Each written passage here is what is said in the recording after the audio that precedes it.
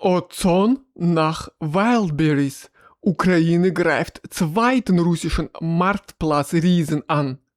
Nach den wochenlangen Angriffen auf Wildberries hat die Ukraine nun ein zweites Ziel ins Visier genommen: Ozon, den zweitgrößten Online-Marktplatz Russlands.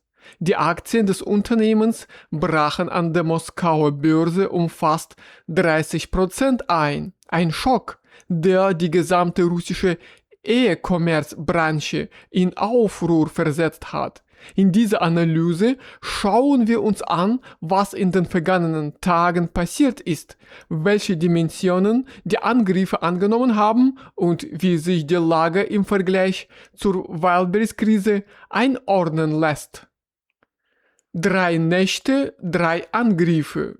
Die ukrainische Armee hat inzwischen 3 Nächte in Folge Lager von Ozon attackiert. Der erste Schlag mit Kampfdrohnen erfolgte in der Nacht auf den 22. August und traf ein Firmenlager in Chapayevsk in der Region Samara. Das Gebäude fing Feuer, mehrere Menschen wurden verletzt. In der Nacht auf den 23. August folgte ein Angriff auf ein Lager in Orenburg. Und in der Nacht auf den 24. August gerieten gleich mehrere Standorte unter Beschuss. Ein Lager in Odegei, ein weiteres in Nevinomysk, das liegt in der Region Stavropol, sowie ein Lager in Machachkala.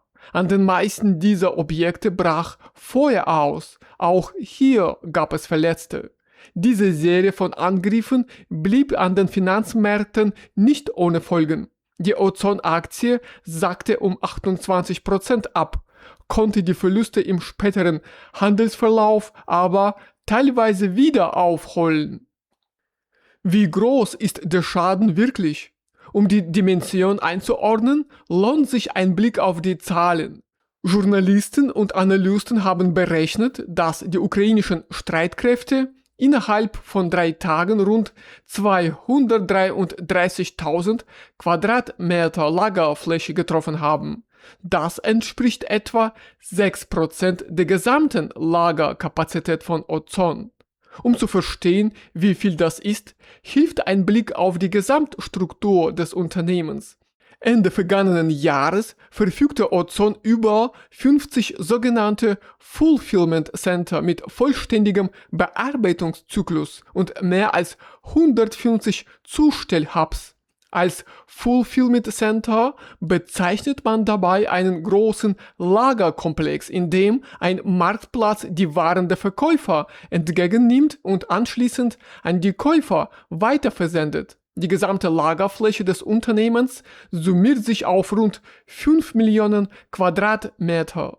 6% auf einen Schlag, das klingt zunächst überschaubar. Doch wenn man bedenkt, dass diese Angriffe erst begonnen haben, wird deutlich, warum die Börse so nervös reagiert hat.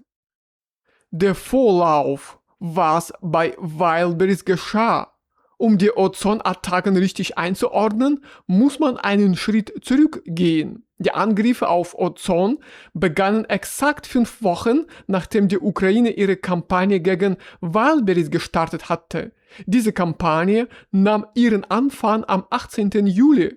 Nach Berechnungen von Journalisten und Analysten wurden im Zuge dieser Angriffe insgesamt 23 Wildberries-Lager beschädigt oder vollständig zerstört. Mindestens 14 Menschen kamen dabei ums Leben.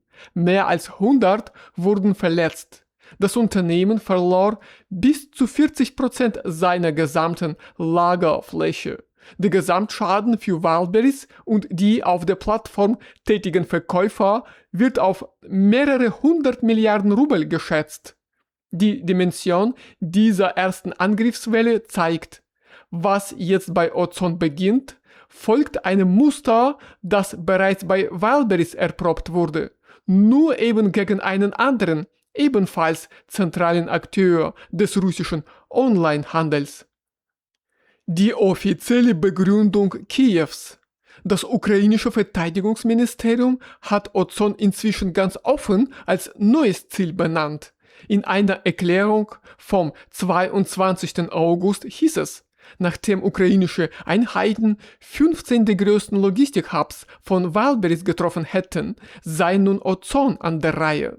Das Ministerium bezeichnete die Angriffe auf die russischen Marktplätze als weitreichende Sanktionen und erläuterte die dahinterstehende Logik.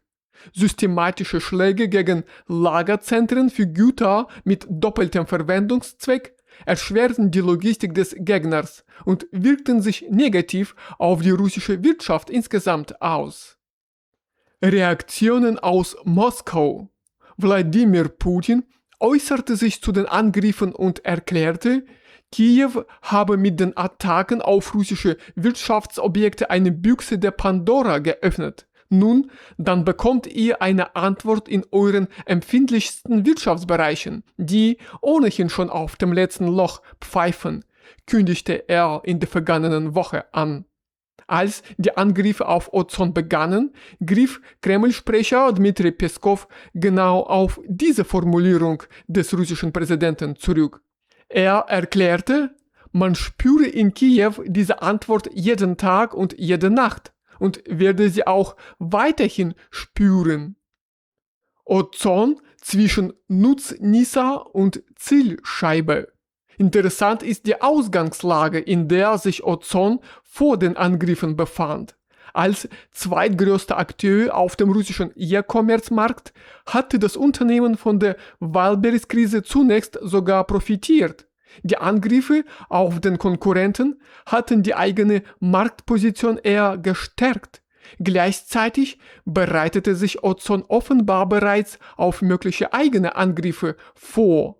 Zu den ergriffenen Maßnahmen gehörte, teure Waren aus den Lagern in Abholstationen zu verlagern, die Versicherungssätze für Verkäufer zu erhöhen, sowie ein System anzubieten, bei dem Verkäufer ihre Waren ganz ohne Lager bei Ozon verkaufen können.